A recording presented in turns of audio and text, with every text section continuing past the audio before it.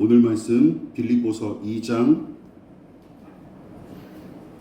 5절부터 11절 말씀. 제가 가진 성경으로 신약 성경 319페이지 정도 됩니다. 빌립보서 2장 5절부터 11절. 저와 여러분이 한 절씩 교독하고요. 마지막 절은 함께 합독하도록 하겠습니다. 제가 먼저 봉독합니다.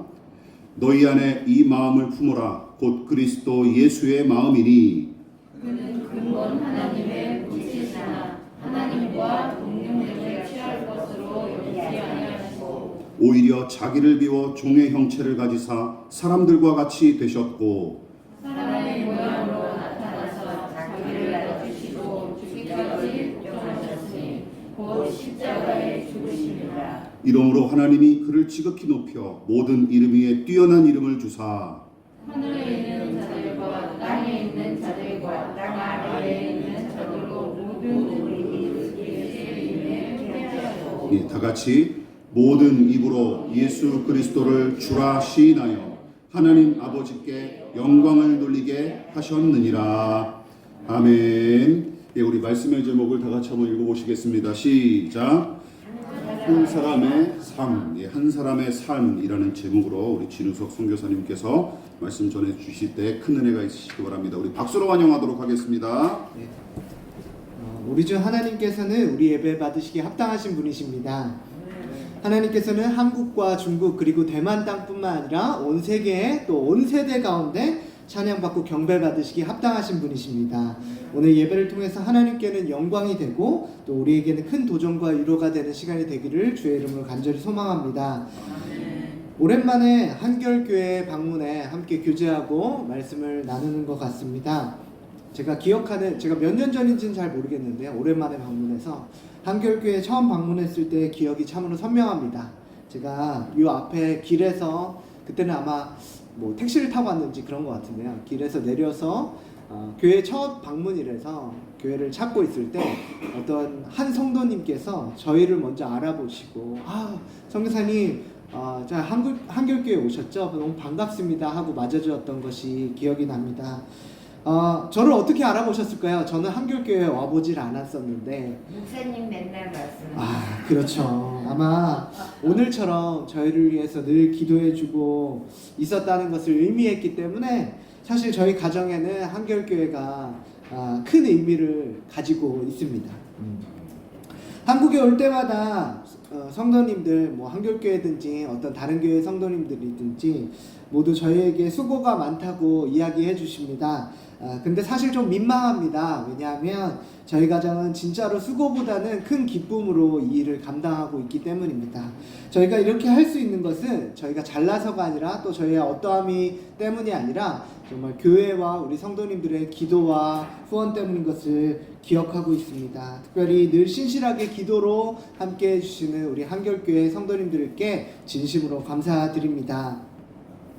한국 기독교는 여러분들이 아시는지 모르고 또 체감하시는지 모르겠지만 한국 기독교는 세계적으로 자랑스러운 성장을 기록하였습니다. 심지어 세계에서 여전히 가장 큰 교회도 한국에 있습니다. 비록 인구는 적지만 그동안 다른 어떤 나라들보다도 더 많은 선교사를 파송했습니다. 인구 대비해서 한국이 가장 많은 선교사를 파송했었습니다.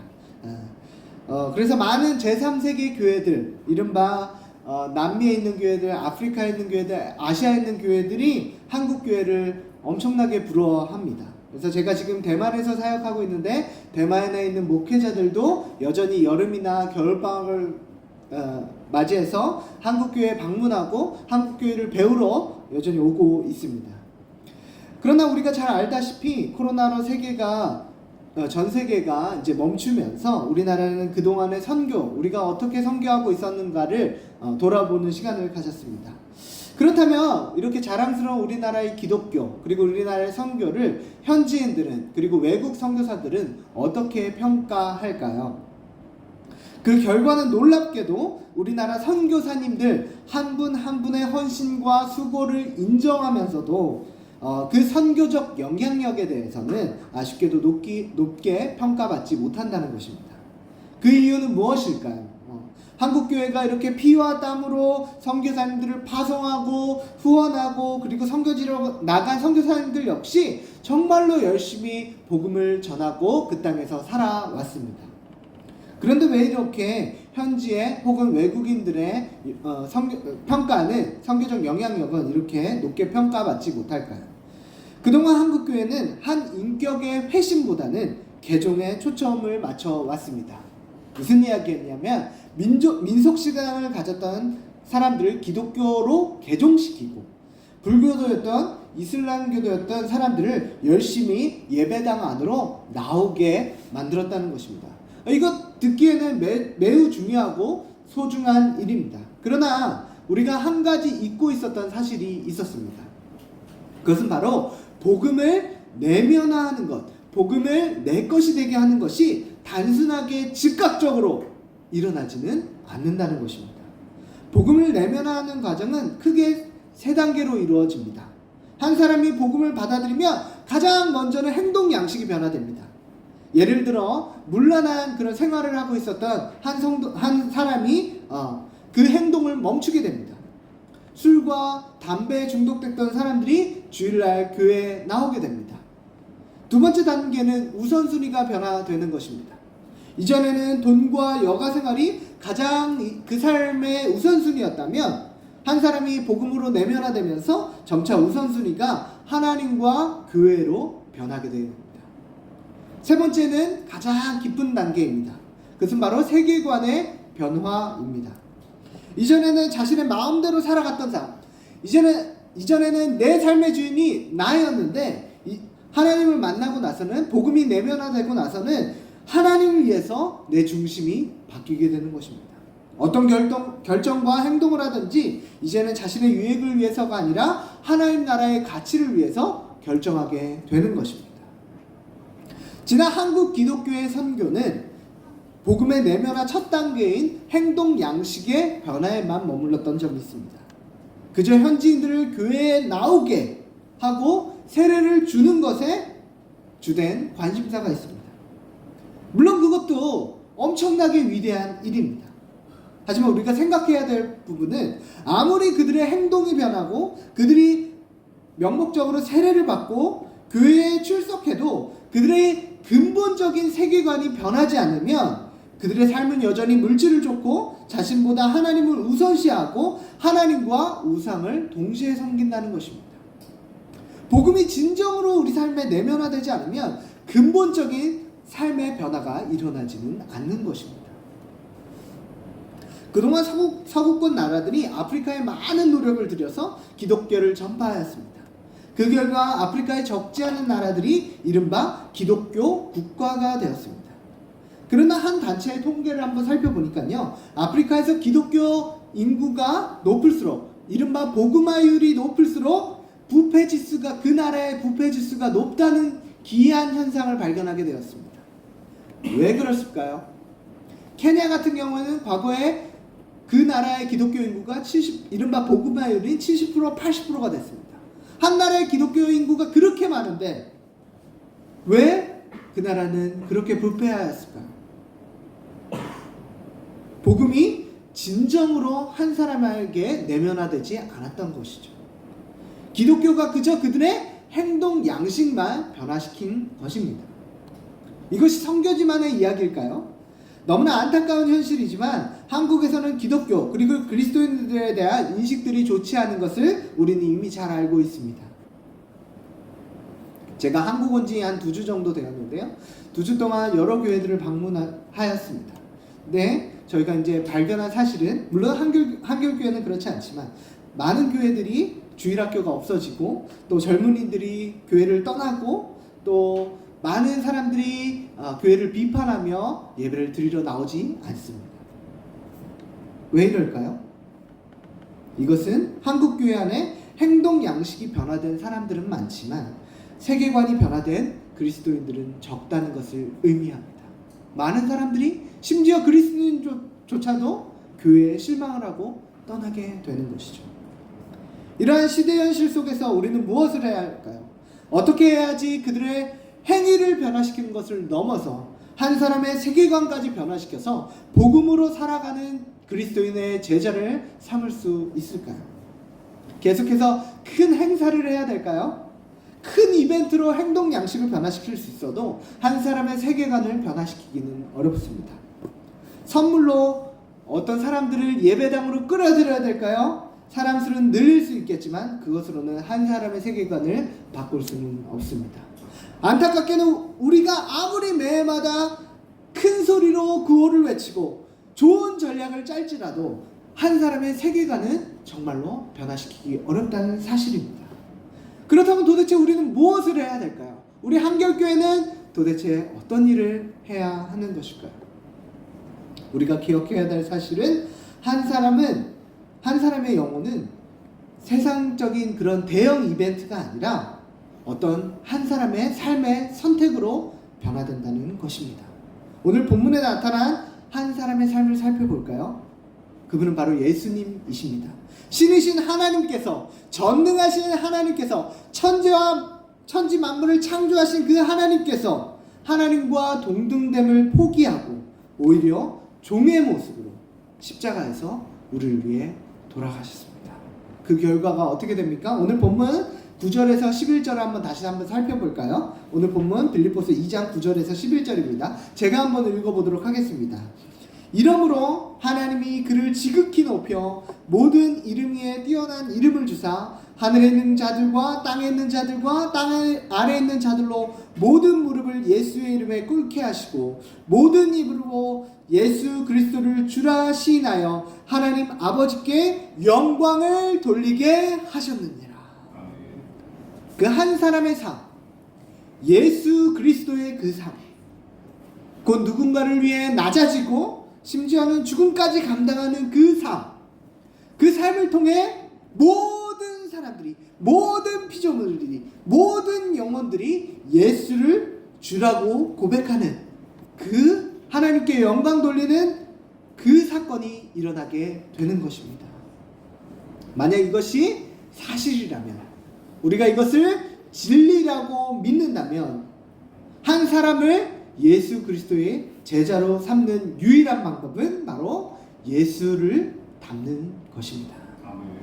동시에 우리가 예수와 함께 죽는 것입니다. 먼저 우리 교회 안에 모든 성도들이 복음으로 내면화된다면, 우리 안에 복음이 정말로 내면화된다면, 우리 예수님의 삶이 우리의 삶을 통해, 우리 한 사람 한 사람의 삶을 통해 드러나기 시작한다면 그 모습을 보고 우리의 가족과 직장 동료가 또 주변 사람들이 예수님을 따르게 될 것입니다.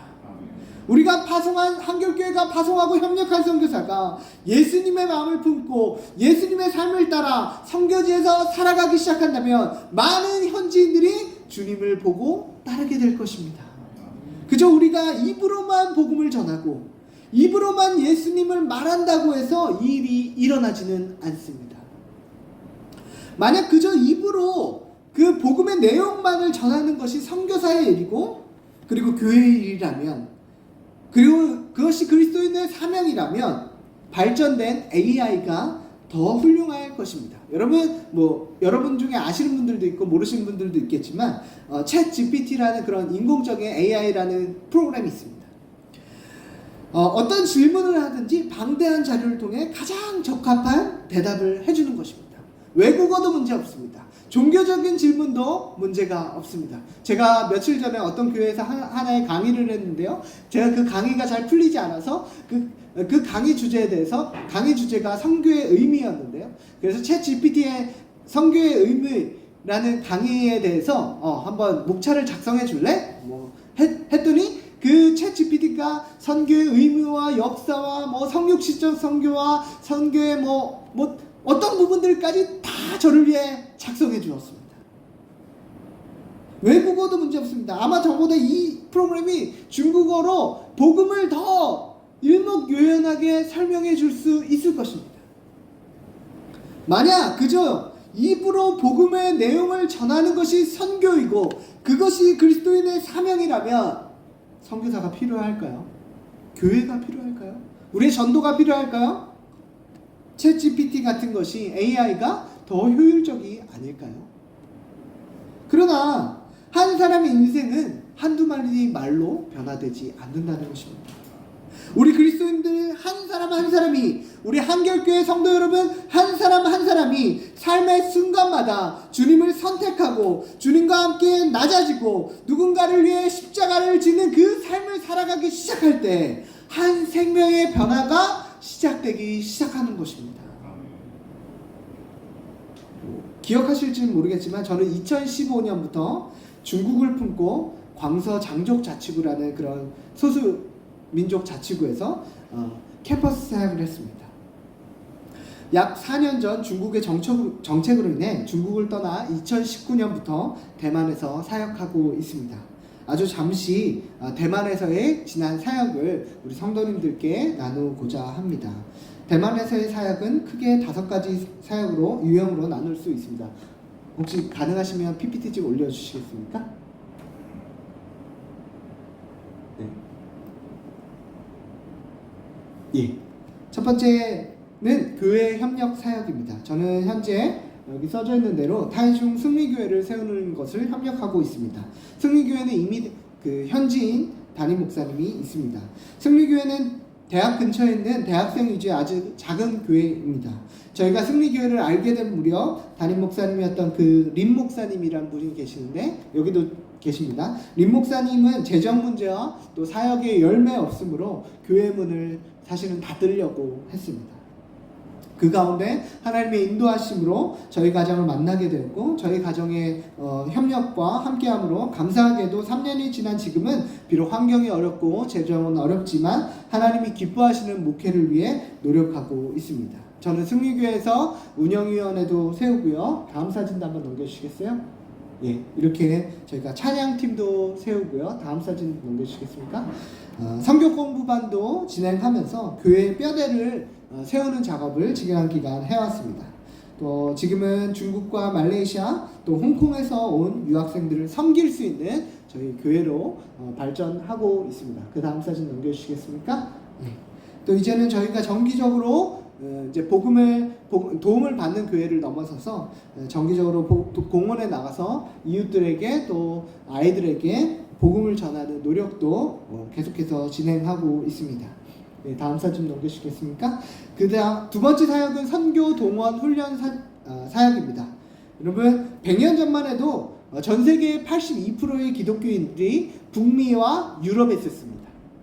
그러나 우리를 놀랍게 하는 사실은 현재 북미와 유럽 등 북반구에 사는 그리스도인 비율이 33%밖에 되지 않는다는 것입니다. 이제 세계 대다수의 그리스도인들 66%의 67%의 그리스도인들이 이제 북미와 유럽이 아니라 남미, 아프리카 그리고 아시아에 살고 있다는 것입니다.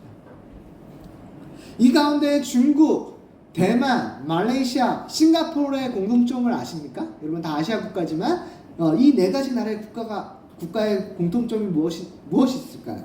바로 중국어를 사용한다는 것입니다. 이 화개국 나라들 가운데 수많은 그리스도인들이 존재합니다. 대만으로 저희 가정이 이동한 가장 큰 이유 중 하나는 바로 이 수많은 화교교회들을 하나님의 선교에 동원하고 훈련시키는 사역을 위해서입니다. 사실 대만 기독교 역사는 그렇게 짧지 않습니다. 하지만 오랜 기간 동안 그리스도인들의 비율이 그렇게 높지는 않은 나라였습니다.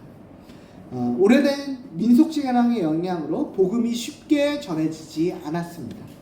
그러나 하나님의 은혜 가운데 최근 20년, 30년 동안 대만교회는 약 2배 이상의 성장을 기록하였습니다. 저희 가정의 소망은 성장한 대만교회가 이제 어린아이 단계를 벗어나서 장성하여서 선교사를 파송하는 교회로, 하나님의 선교에 동참하는 교회로 일어서는 것입니다. 그래서 저는 현지 단체인 유나이티드 미션 오브 타이완이라는 그런 단체와 협력해서 교회와 젊은이들을 대상으로 선교 훈련을 진행하고 있습니다.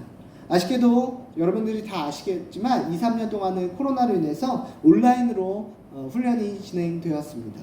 하지만 저희를 놀라게 하는 사실은 이 온라인 훈련을 통해서 대만 학생뿐만 아니라 중국어를 사용하는 세계 전역에서 마카오에서 호주에서 독일에서 화교들이 참석해 훈련을 받았다는 것입니다. 저희 입장에서는 코로나로 인해 선교 훈련이 제약되는 것 같이 생각되었지만 주님께서는 새로운 방법으로 당신의 선교의 지경을 넓히고 계셨습니다. 또한 이 훈련을 받고 몇몇 가정이 풀타임 선교사가 되어서 선교지로 나가기도 했습니다. 이 가운데 저희가 한 가정을 소개하고자 합니다. 예. 바로 그 왼쪽에 여러분들이 보시기에 왼쪽에 있는 제키 페이페이 가정인데요. 제키 페이페이 가정은 대만인으로서 저희와 함께 동역한 현지 동역자입니다. 이들은 선교의 소망을 품고 작년 동남아의 한 무슬림 지역으로 파송되었습니다. 이와 같은 대만 젊은이들이 계속해서 일어나 하나님의 선교에 동참하는 것이 저희 가정의 앞으로의 소망입니다. 네, 다음 사진도 넘겨주시겠습니까? 저희는 이렇게 1년에 한 번씩 각 도시마다 선교 박람회를 열어서 교회와 선교단체들을 연합시키는 역할들도 하고 있습니다. 그래서 청년들을 초대해서 올해는 타이베이에서 진행했는데 약 한 700명, 800명들의 청년들이 참석해서 하나님의 선교가 왜 필요하고 그 선교에 우리가 왜 동참해야 되는지를 교제하는 시간들을 가졌습니다. 다음 사진 넘겨주시겠습니까? 그래서 제가 이제 돌면서 또한 지역 교회들을 돌면서 선교에 대한 강해도 하고요, 교회에 대한 설교로 대만 교회가 하나님의 선교에 동참하도록 동원하고 있습니다. 네, 다음 사진 좀 넘겨주시겠습니까? 동시에 선교 관심자 소그룹도 진행하고 있습니다. 이들과 한 달에 한 번씩 교제하면서 실질적으로 우리 청년들이 어떻게 선교사가 될 수 있는지 제가 가이드를 하기도 하고요. 또한 선교적 삶을 살아가는 것이 어떤 의미 있는지 나누며 가이드하는 사역을 진행하고 있습니다. 다음 사진 넘겨주시겠습니까? 세 번째 사역은 저희 아내인 장혜경 선교사가 하는 사역입니다. 제가 살고 있는 타이중에 한인들이 그래도 꽤 있는데 한국어로 진행하는 주일학교가 없었습니다. 올해부터 다른 선교사님들과 연합해 한국어 주일학교를 시작하였습니다. 이 일을 통해서 한인들이 어렸을 때부터 하나님을 알아가는 아이들이 될 수 있도록 기도해 주시길 부탁드립니다. 예, 다음 사진은 환대의 집 사역입니다. 사실 대만은 중국과 핏줄도 같고 같은 언어를 사용하지만 중국과 상당히 다른 국민성을 가지고 있습니다. 왜냐하면 그들이 한국보다 더 일본의 지배를, 한국과 거의 비슷한 시기에 일본의 지배를 받았기 때문입니다. 오히려 국민성이 중국보다는 일본에 가깝습니다. 그들은 매우 친절하고 예의를 중요하게 여겼지만 쉽게 자신의 개인적인 마음을 열지는 않습니다. 일례로 그들은 거의 집을 남에게 오픈하지 않습니다. 그래서 저희 가정은 저희 집을 사람들에게 정기적으로 오픈하여서 함께 식사하고 성경 공부하고 교제하고 또 아이들과 시간을 보내고 있습니다.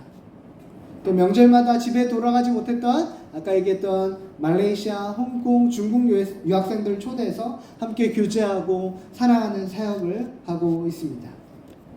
예, 다섯 번째 사역은 선교적 교회 운동입니다.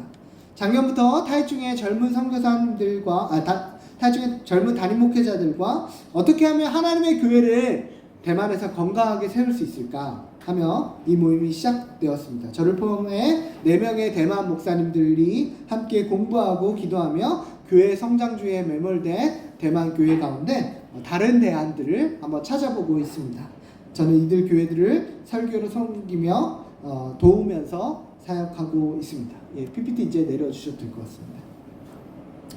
몇 년째, 제가 4년째 이런 사역을 지속하고 있습니다. 사실은 쉽지는 않은 과정이었습니다. 조건 없이 섬기고, 물론 선교사가 그런 역할을 하는 것이지만 제가 아직 좋은 선교사가 아니라서 조건 없이 섬기고 늘 낮은 자세로 살아가는 것이 저에게도 쉽지는 않은 일이었습니다. 더 쉽지 않은 것은 제가 아무리 그들에게 시간과 노력과 재정을 쏟아부어도 그들의 마음이 잘 열리지 않을 때입니다. 너무나 변화가 더딘 그들을 보면서 솔직히 얘기하면 포기하고 싶은 마음도 있었습니다. 더 나아가 우리는 우리 것을 아껴서 나누는데 때때로 한국 선교사는 돈이 많으니까, 너는 외국인이니까 당연히 이렇게 해야 된다는 그런 오해입니다. 그러나 이런 사역을 지속해오고 한 3년이 지난 뒤 아주 조금씩 현지인 동역자들이 저의 삶과 사역을 이해해주기 시작했습니다. 너는 조금 다르구나. 너는 너의 교회를 세우는 것이 아니라 우리의 대만 교회를 세우려 하는구나. 우리를 진짜 사랑하는구나. 이렇게 조금씩 그들의 일부분이 되어 갔습니다. 중국에서 많은 선교사님들이 추방된 이후 미국 선교사님들 혹은 유럽 선교사님들이 대만으로 이동했습니다. 그들은 어떤 조직도 있고 네트워크도 있고 저희보다는 재정도 넉넉합니다. 그들과 비교하면 부족한 것이 많습니다. 제가 할 수 있는 일이라고는 그저 현지인들과 함께 시간을 보내고 기쁨과 슬픔을 나누는 삶을 하는 것뿐입니다. 그러나 제 삶을 통해서 누군가의 세계관이 바뀌는 것을 경험합니다. 그들의 인생이 바뀌고 삶의 목적이 바뀌고 어떤 이들의 미전도 종족에게로 어떤 이들의 삶의 현장에서 예수님처럼 이웃을 위해 희생하고 섬기는 삶을 살려고 합니다. 제가 이런 얘기를 하는 것은 제가 잘나서 제 자랑을 하려고 하는 것이 절대 아닙니다. 제 의의를 나타내려고 하는 것이 절대 아닙니다. 왜냐하면 저의 삶 역시 누군가의 삶을 통해서 배워온 것이기 때문입니다. 오랜만에 한국에 돌아 이렇게 한국어로 예배를 하니까 사실 예배 때마다 너무너무 기쁩니다. 한국어로 찬양하고 예배하고 또 우리 성도님들과 교제하고 예배하는 것이 저에게 얼마나 큰 위로가 되는지 모르겠습니다. 그동안 또 뵙고 싶었던 한결교회 성도님들과 이렇게 함께 예배드리는 것이 저에게 큰 감격으로 다가옵니다. 저희가 한국에 올 때마다 느끼는 것이 있습니다. 교회가 크건 작건, 성도님들의 수가 많건 적건 늘 저희 가정을 반갑게 손잡아 주신다는 것입니다. 또한 교회의 형편이 넉넉하지 않음에도 불구하고 재정으로 후원해 주시고 또 나아가 방금처럼 저희 이름을 불러가며 기도해 주셨던 분들이 존재한다는 것입니다. 여러분, 제가 잘나서 저희가 뭔가 탁월해서 선교지에 나가 현지인들을 사랑하고 섬기는 것이 절대 아닙니다.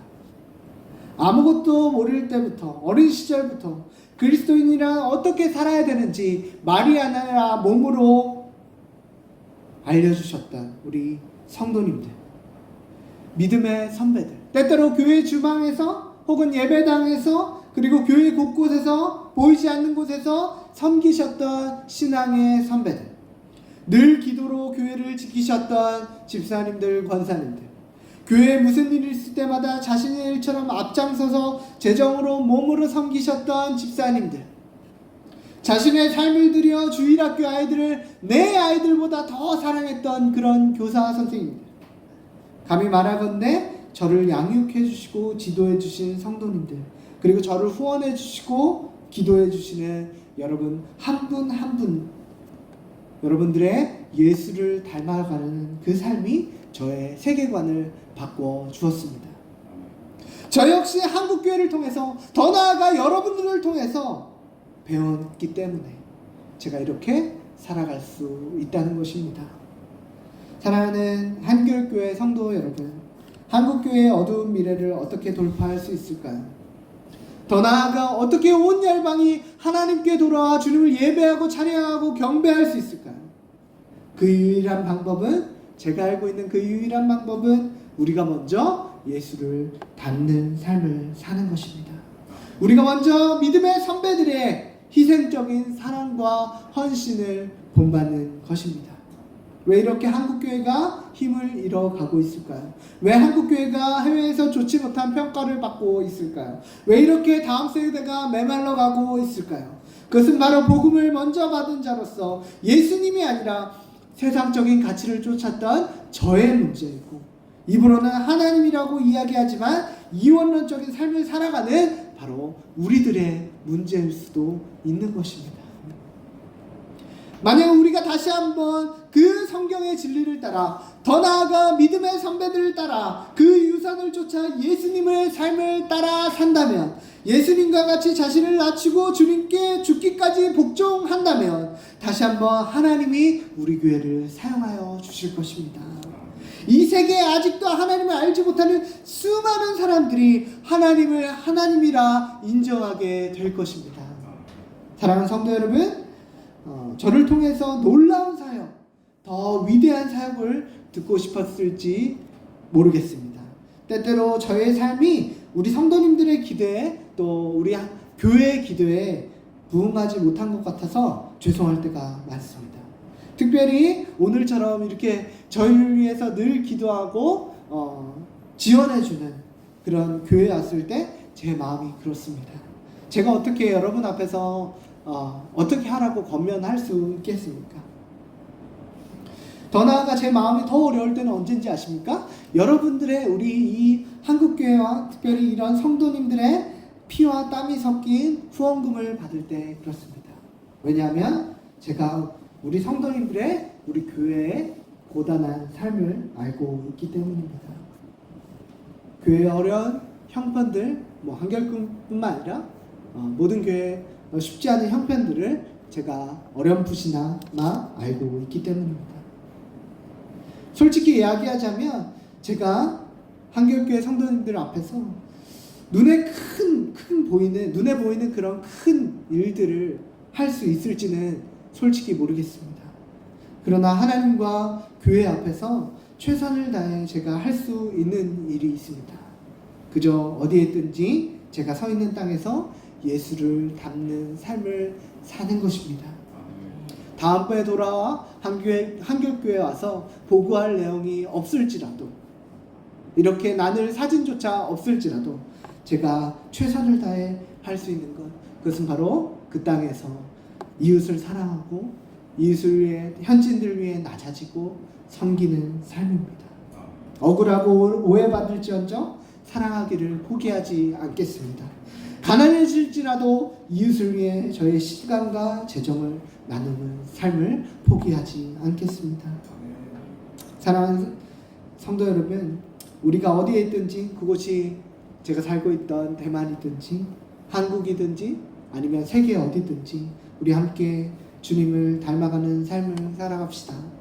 우리를 비워 죽기까지 주님께 순종합시다. 손해보고 낮아지는 삶을 살아갑시다. 우리를 미워하는 원수를 사랑합시다.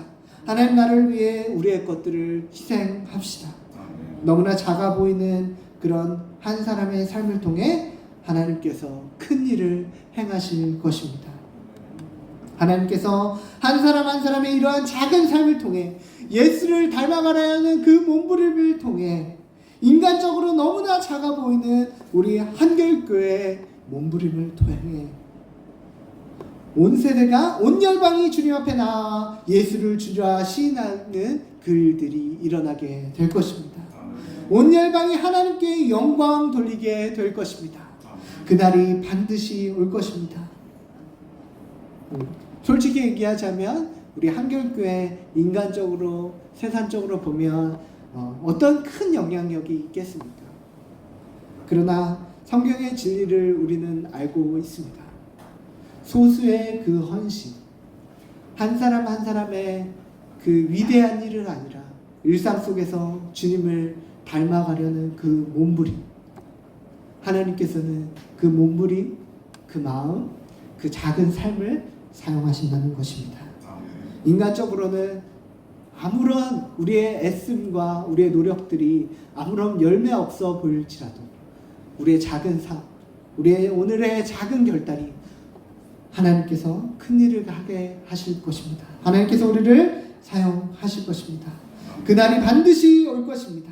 그날에 주님께서 우리의 눈물을 닦아주시고 우리와 함께 하실 것입니다. 이 일에 기쁨으로 동참하는 우리 한결교회 성도님들이 되기를, 그리고 제가 되기를 주의 이름으로 간절히 소망합니다. 우리 함께 기도하겠습니다. 하나님, 현실은 우리를 낙담하게 만듭니다. 그럼에도 주님, 약 2000년 전에 우리를 위해서 이 땅에 오신 예수님을 기억합니다. 그분은 전능자셨지만 우리의 죄악된 모습을 오래 참으시고 우리를 벌하시기보다는 끝까지 사랑하셨습니다. 그분은 오히려 우리를 위해 십자가에서 죽으셨습니다. 그 한 사람의 삶을 통해 제자들이 변화되고, 더 나아가 온 세계가 변화되어 지금 이 시간 우리가 이렇게 하나님과 교제하며 예배드리고 있습니다. 주님, 이제는 우리가 그 예수님의 삶을 쫓길 원합니다. 손해보고 낮아지고 이웃들을 끝까지 사랑하며 우리의 십자가를 지려고 합니다. 주님, 우리 한 사람 한 사람의 예수를 닮아가는 작은 삶을 통해서 온 열방이 주님 앞에 돌아와 예배하는 놀라운 역사가 일어날 수 있도록 복을 내려 주시옵소서. 아멘. 주님, 특별히 우리 춘천 땅의 한결교회를 기억해 주시옵소서. 우리 교회 성도 한 사람 한 사람이 한결같이 주님을 따르길 원합니다. 아멘. 한결같이 주님을 사랑하길 원합니다. 아멘. 한결같이 이웃을 섬기길 원합니다. 아멘. 세상 사람들이 어떻게 생각하든 우리는 주님을 따르길 원합니다. 아멘. 하나님, 비록 세상에는 무명할지라도 우리는 하나님 앞에서 유명한 교회로 설 수 있도록 주님 도와주옵소서. 아멘. 우리의 몸부림과 우리의 발버둥이 매일매일 멈추지 않고 일어날 수 있도록 주님 도와주옵소서. 아멘. 감사합니다. 예수 그리스도 이름으로 기도드립니다. 아멘. 지금은 우리 주 예수 그리스도의 은혜와 하나님 아버지의 충만하신